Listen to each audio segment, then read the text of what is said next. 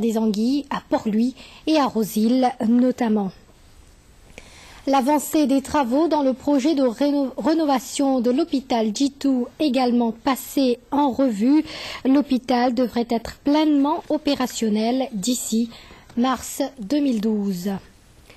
La réunion du board de l'African Organization of English-Speaking Supreme Audit Institution se tiendra à Maurice en 2013 avec pour objectif améliorer les relations entre les autres pays membres dans le domaine de l'audit public et offrir une plateforme pour le travail en commun des Supreme Audit Institution. Quelques 150 délégués du Commonwealth Secretariat et la Banque mondiale, entre autres, sont attendus. Autre décision prise en ce vendredi 3 juin, l'Organisation internationale de la francophonie, en collaboration avec le ministère de la Jeunesse et des Sports, organisera un atelier de travail sur la jeunesse et le développement soutenu à Maurice du 21 au 24 juin prochain. Le thème de cet atelier sera « Agissons maintenant » pour promouvoir les emplois verts et le tourisme durable dans l'océan Indien. Ce sera une occasion pour les jeunes de la région de promouvoir la coopération dans le domaine du tourisme durable et le partage de bonnes pratiques.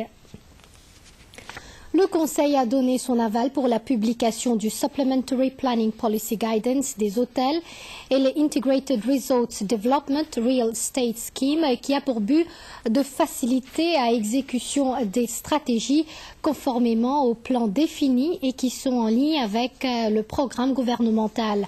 Ce guide prendra effet à partir de juin cette année. Des avancées dans la préparation du nouveau Local Government Bill, comme annoncé dans le programme gouvernemental 2005-2010 pour renforcer les principes démocratiques, entre autres, au sein des administrations régionales, également passées en revue. Cela aussi pour offrir une plus grande autonomie dans la gestion des affaires pour mieux faire face aux aspirations de la population.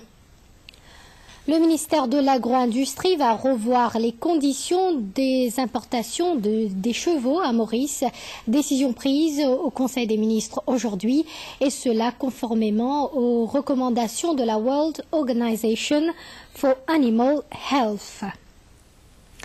Autre décision notée en ce vendredi 3 juin, les développements dans l'implémentation de plusieurs projets routiers, notamment le projet du Phoenix-Bossonge Link Road et le projet de Triangle d'Ébène. L'importation de hameçons de moins de 5 mm, aussi connus comme hameçons perdus, va être interdit, une décision prise par le Conseil des ministres, et ce, pour une meilleure gestion de pêche et des mesures de conservation. 64e session de la World Health Assembly à Genève, le Conseil des ministres a pris note des retombées de la récente mission de la ministre de la Santé et de la Qualité de la Vie en Suisse, à l'agenda plutôt, entre autres le sida et l'alimentation infantile et maternelle. En marge de cette assemblée, la ministre a également participé à la Annual Commonwealth Health Ministers Meeting. Retombée également de la récente mission du ministre de la Pêche et de Rodrigue en Namibie pour assister à la réunion ministérielle de la SADC sur l'environnement, la pêche, la forêt, la faune et la flore.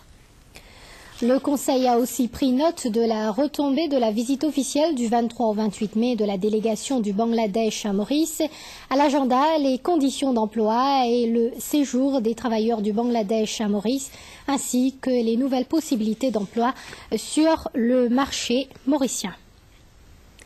Et enfin, le Conseil des ministres a pris note de la reconstitution du conseil d'administration du Chagosian Welfare Fund avec Olivier Bancoult comme président et Gong Ming Cheng à la présidence du conseil d'administration du Council for Consumer Education and Information. Voilà, ce sera tout pour les décisions prises en Conseil des ministres aujourd'hui. La suite de ce journal, c'est avec vous, Kavish Palto. Merci pour ces précisions, Sadna Tilokdari. On enchaîne avec l'histoire de la déportation des Chagossiens. C'est en tout cas ce que raconte Jean-Claude Delestrac dans son ouvrage L'an prochain à Diego Garcia. Le lancement officiel de ce livre a eu lieu le 28 mai dernier. C'était au Rajiv Gandhi Science Center à Bell Village. Le compte rendu de Cynthia Moutou. L'an prochain, Diego Garcia raconte l'exil des Chagossiens, les tractations des gouvernements britanniques et américains de l'époque et les procès sur les Chagos. C'est le résultat de plus d'une année de recherche. C'est un ouvrage consacré à la question chagossienne, essentiellement 3 aspects: le démembrement du territoire en 1965, l'excision des îles de l'archipel des Chagos par les Britanniques et les Américains. Ensuite, l'histoire extrêmement triste de la déportation des Chagossiens et éventuellement leur exil à Maurice. Il se termine sur une réflexion et plus d'ailleurs une analyse des faits sur la question de la souveraineté. L'ouvrage a été lancé officiellement le week-end dernier dans le cadre du Salon international du livre. L'an prochain, Diego Garcia est publié par les éditions Le Printemps. La 7e édition du Dragon Boat Festival aura lieu ce dimanche 5 juin au Codan Waterfront. Il s'agit d'une initiative du ministère des Arts et de la Culture en collaboration avec l'ambassade de Chine à Maurice. Lors d'une conférence de presse à Port-Louis, le ministre Mukeshwar Chouni a souligné que le Dragon Boat Festival est devenu une fête nationale depuis 2005. Les détails avec Manisha Djouti.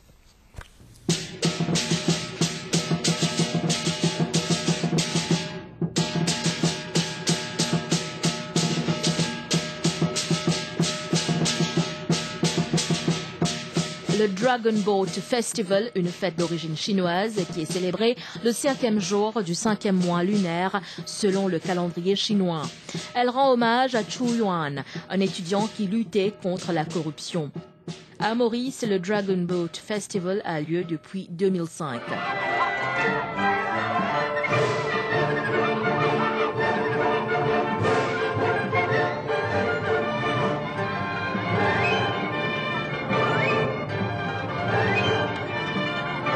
La 7e édition aura lieu à partir de 10h avec des activités culturelles, danse du dragon, du lion, le taekwondo.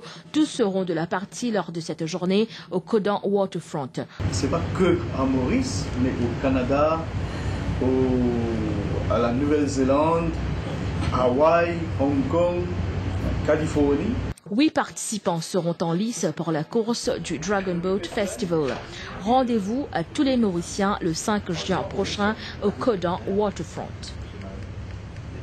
Audiovisuel Music FM, votre nouvelle chaîne radio, prône la diversité culturelle sous toutes ses formes, Ainsi, chaque matin, de 9h à 11h, l'émission Culture Box offre une plateforme aux artistes locaux et à toutes les personnes qui veulent promouvoir la culture à Maurice. Ce matin, Joseph Cordella, qui anime des conférences débats sur la philosophie, et Mislaine Duval, humoriste, étaient les invités de l'émission. Le compte-rendu de Kevin Taplessard.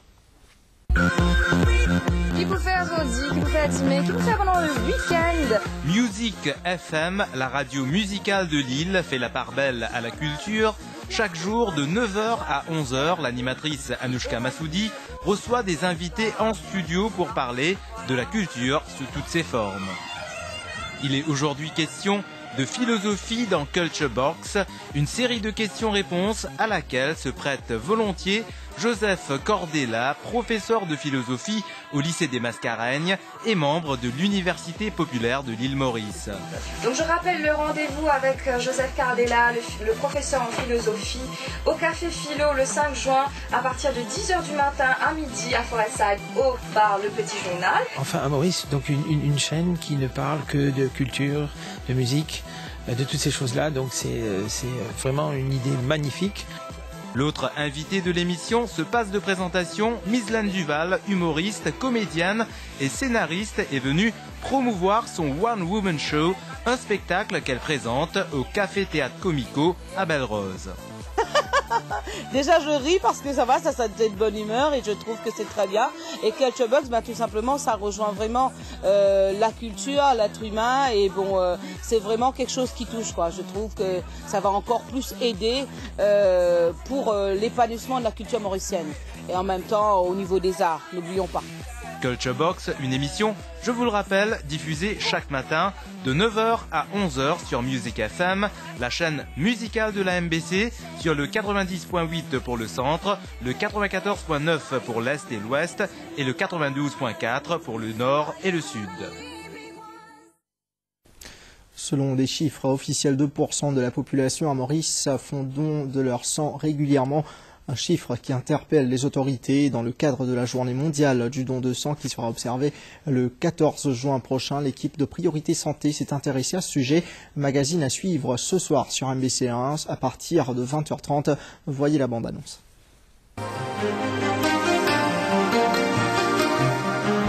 Le don de sang, un geste qui peut permettre de sauver des vies. On déjà donné du sang? Oui, bien sûr. Chaque 4 mois, je donne régulièrement. Qui fait au donner du sang? Je me sens moins mieux et puis je me dis pour me sauver une personne, il y a des gens qui ont bien besoin, je donne. On déjà donné du sang? Non, mais pas bon, ça. On a du sang. À Maurice, les hôpitaux et cliniques privées ont besoin d'une réserve de 150 pintes de sang quotidiennement pour pouvoir mener à bien les différentes opérations chirurgicales, mais aussi les accouchements et le traitement de personnes souffrant de maladies telles l'anémie. Le sang, d'une durée de vie de 35 jours, est stocké à la banque de sang à Candos. Et régulièrement, des exercices de don de sang sont organisés à travers le pays avec l'aide de plusieurs ONG. Dans Priorité Santé ce soir, nous nous sommes intéressés à l'importance de donner son sang, interview des responsables de la banque de sang, des organisations non gouvernementales engagées dans cette activité et aussi des témoignages de patients qui ont besoin de transfusion pour mener une vie normale. Également, nous avons voulu savoir auprès des membres du public l'importance qu'ils accordent au don de sang. Priorité Santé à suivre sur MBC1 ce soir à partir de 20h30.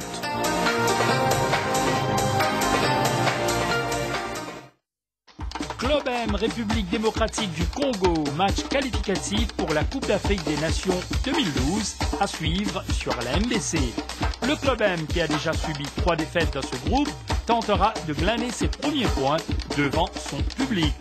Les Congolais peuvent encore aspirer à la qualification et doivent battre impérativement les Mauriciens pour se rapprocher du Sénégal dans le groupe E.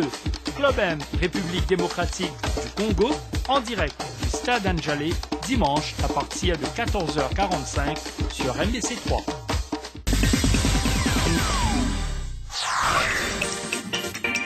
Infozen à la rencontre des jeunes dans le village du Morne. Le Morne, patrimoine mondial décrété par l'UNESCO. Nous allons parler un peu d'histoire. Jason Amurugan sur le toit du monde, il a escaladé l'Everest.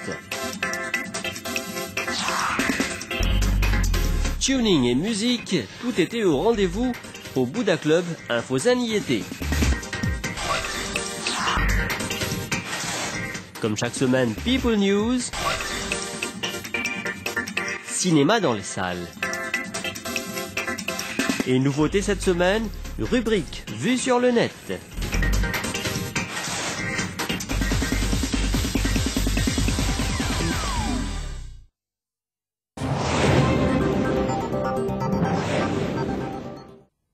Quatre, 5, 6. Non! 6. Les enfants apprennent vite. Savez-vous que pendant les 3 premières années, le cerveau d'un enfant se développe à 80%. C'est pourquoi les scientifiques à travers le monde recommandent le DHA, essentiel pour le développement du cerveau. Anchorpedia Pro, avec du DHA et NutriCare. Anchorpedia Pro, spécialement conçu pour les enfants âgés de 1 à 3 ans. Anchorpedia Pro, start smart. Wow! I feel good. I knew that I would now. I feel good. I knew that I would now. So good, so good. I got you. I feel nice. I feel nice. Flora, love your heart. À l'étranger, plus de 250 morts, c'est le triste bilan suite au naufrage d'un navire de pêche au large de la Tunisie. Ce navire transportait au moins 800 passagers en direction de l'île de Lampedusa.